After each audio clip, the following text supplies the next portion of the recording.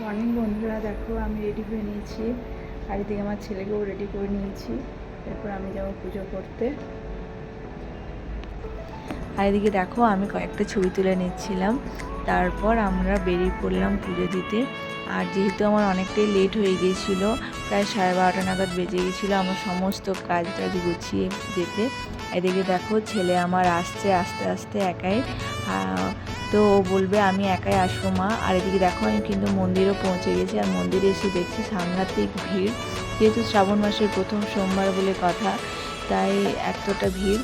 যাই হোক, তাও ওই ভিড়ের মাঝখানে একটুখানি জায়গা করে আমিও শুরু করলাম ঠাকুরের পুজো। তো শিব বাবা দেখতে পাচ্ছ কতখানি ফুল আর ফল সব কিছু দিয়ে একদম ঢাকা পড়ে গেছে। তো যাই হোক, তার মাঝখানে একটুখানি পুজো করে নিচ্ছি। আর এদিকে দেখো আমার ছেলেও পুজো করছে, বললো মা আমি পুজো করব। যাই হোক, ও যেহেতু সকালের খাবারটাই খেয়েছে, সেরকম ভাত আঁশ জাতীয় কোনো খাবার খায়নি যেহেতু, তাই বললাম ঠিক আছে তুমি একটু পুজো করে নাও। আর যদিও খাওয়া দাওয়ার পরও স্নান করেছে। তো যাই হোক, ছোটো বাচ্চা বলে তো ওরাই ভগবান, ওদের কোনো অতটা দোষ থাকে না।